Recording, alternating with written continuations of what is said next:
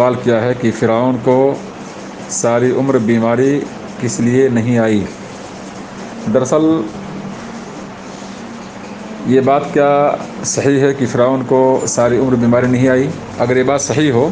تب تو اس کا جواب تلاشنے کی ضرورت ہے، اور اگر صحیح نہیں ہے تو پھر اس کے جواب تلاشنے کی ضرورت نہیں ہے۔ کوئی بھی انسان جو قرآن اور حدیث کا مطالعہ کرے گا تو اسے یہ بات معلوم ہوگی کہ اللہ رب العالمین نے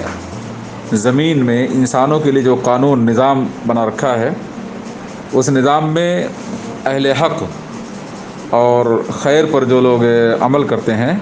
ان کو دنیا میں پریشانیاں، مصیبت، بیماریاں، آزمائش، فتنے زیادہ پیش آتے ہیں۔ اور حدیث بھی ہے، اشد الناس ابتلاء الانبیاء ثم الامثل فالامثل، سب سے سخت آزمائش انبیاء کرام کی ہوتی ہے، پھر ان کی ہوتی ہے جو ان کے نقش قدم پر ہوں۔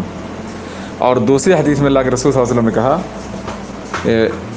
یبتلی الرجل علی قدر دینہ، انسان کی آزمائش دین کے بقدر ہوتی ہے۔ فإن کان فی دین صلابہ اشتد بلاؤہ، اگر دین میں انسان مضبوط ہے، پاورفل ہے، تو اس کی آزمائش بھی بہت سخت ہوتی ہے، اور اگر دین میں انسان کی مضبوطی نہیں ہے تو اس کی آزمائش ہلکی ہوتی ہے۔ یہ دنیا دراصل کفار کے لیے، فاسق و فاجر کے لیے اور گنہگاروں کے لیے یعنی اللہ رب العالمین کشادہ کر دیتا ہے عام طور پہ، اور ظالموں کو اللہ رب العالمین مہلت دیتا ہے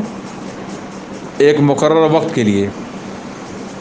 اللہ نے قرآن میں کہا فلما نسوا ما ذکروا بہ فتحنا علیہم ابواب کل شیء حتی اذا فرحوا بما اوتوا اخذناہم بغتہ فاذا ہم مبلسون۔ اللہ رب العالمین کی بتائی ہوئی باتوں کو جب لوگوں نے فراموش کر دیا تو ہم نے ان پر ہر چیز کے دروازے کھول دیے۔ یعنی اس میں آیت کریمہ میں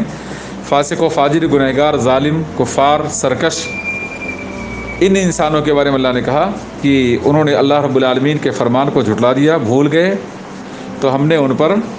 ہر چیز کے دروازوں کھول دیا، یہاں تک کہ جب وہ اپنی حاصل نعمت پر، پاور پر، ترقی پر ناز و ادا سے کام لینے لگے، بہت خوش تھے، فخر و غرور کرنے لگے، تو اللہ رب العالمین نے کہا کہ ہم نے ان کی اچانک گرفت کیا،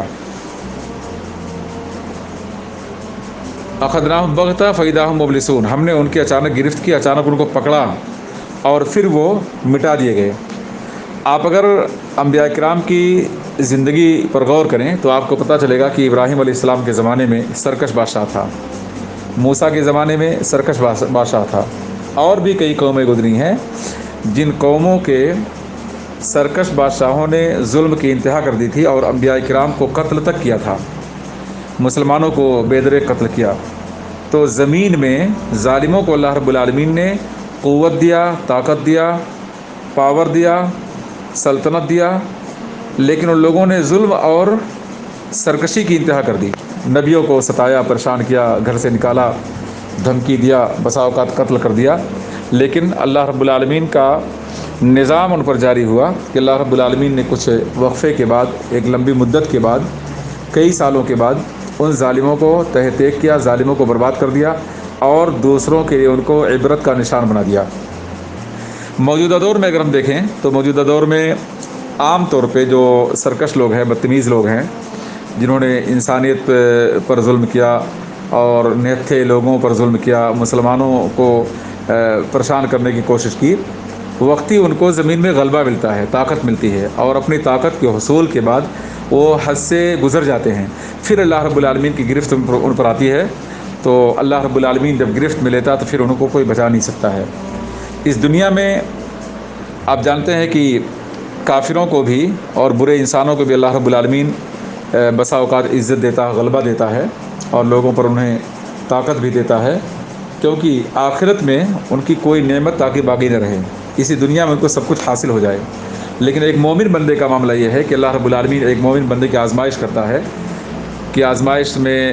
واقع ہونے کے بعد وہ صبر کرتا ہے، اللہ کی عبادت کرتا ہے، شکر بجا لاتا ہے، اللہ رب العالمین کے احکام کو مانتا ہے، تو ان چیزوں کے بدلے آخرت میں اس کو اللہ رب العالمین انعامات سے نوازتا ہے۔ تو پتہ ہے چلا کہ دنیا میں اچھے لوگوں کی پریشانیاں زیادہ ہوتی ہیں، آزمائش سے دوچار ہونا پڑتا ہے، تاکہ دنیا ہی میں سب کچھ وہ جھیل لیں اور آخرت میں ان کے لیے کوئی عذاب باقی نہ رہے۔ اگر یہ بات نہ ہوتی تو انبیاء کرام کو دنیا میں پریشانی نہیں آتی۔ خود نبی صلی اللہ علیہ وسلم کو آپ جانتے ہیں کہ پیدائش سے لے کر کے جوانی تک کیا صورتحال تھی، اور پھر نبوت کا اعلان کرنے کے بعد مکے میں کیا صورتحال تھی، مدینے میں جب نبی صلی اللہ علیہ وسلم ہجرت کر کے گئے گھر بار چھوڑ کر کے، تو وہاں بھی دشمنوں نے چین کی سانس لینے نہیں دیا، لیکن پھر اللہ رب العالمین نے ایک لمبی مدت آزمائش کے بعد مسلمانوں کو غلبہ دیا، اور وہ سارے ظالم نبی صلی اللہ علیہ وسلم اور مسلمانوں کے سامنے نہتھے مجبور ذلیل ہو کر کھڑے تھے، اور نبی صلی اللہ علیہ وسلم کو معاف کر دیا۔